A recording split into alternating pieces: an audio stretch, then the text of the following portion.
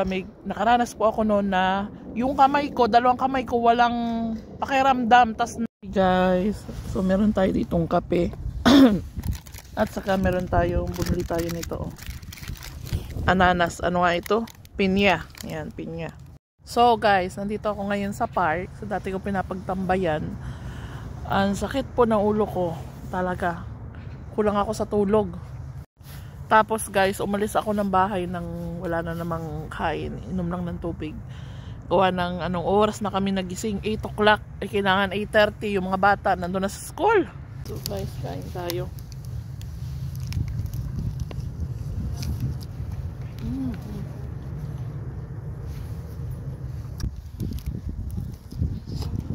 Anong lamig sa ngipin. Tapos guys, nagpatulong ako dun sa security guard na umorder ako ng kape, no, dun sa bendo machine.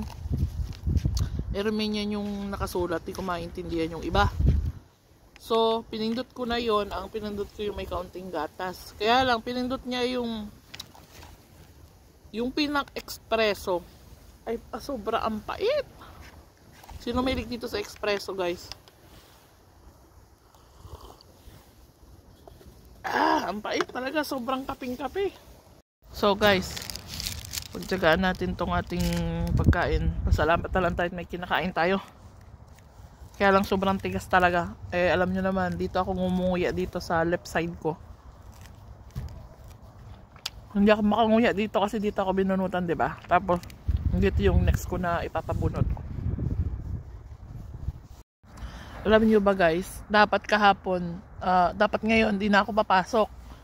Dahil 2 job ako kahapon. Kaya lang, nag-first job ako, naglinis ako ng bahay, no, 6 na oras ako. Tapos papasok na dapat ako dun sa second job ko, biglang humangin ng malakas na parang nagtutornado guys. Tapos sabayan ng snow. Sige, hala, ano nang nangyayari sa weather dito sa Romania? Nag-message ako dun sa client ko na sabi ko i-postpone ngayon kasi wala akong payo ngayon kung mapasma ulit. Kasi pag tumuloy ako sa kanya, tas umuwi ako, sobrang lamig doon, nag-i-snow. Kasi nakaranas po ako talaga, may angel nung last year. Di ba lagi ako namamalansya, tas sobrang lamig. Nakaranas po ako noon na yung kamay ko, dalawang kamay ko walang pakiramdam, tas nahuhulog yung mga kinakapitan ko. Tas pagkapit ko, basta sumasakit lahat ng mga vein ko. So ayoko nang bumalik yun.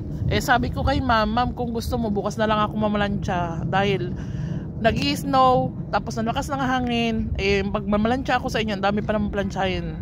Sabi ko, mamalansya ako sa inyo, magkakasakit na naman ako. So ayun, sabi sa akin Rona, it's okay, walang problema. So yun, buti na lang pumayag siya.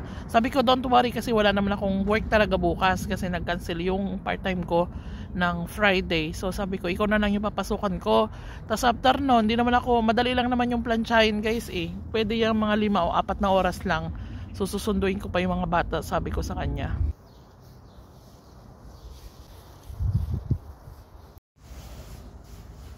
So paano guys, ako papasok na sa ating trabaho. Mag-iron na tayo para madali tayong maka-uwi. Talaga naninigas na ang, tala mo ang kamay ko parang sa naninigas na sa lamig. So bye, thank you for watching guys, and don't forget to share or like or give me heart sa video ito kung gusto nyo lang. Bye, see you in our next vlog.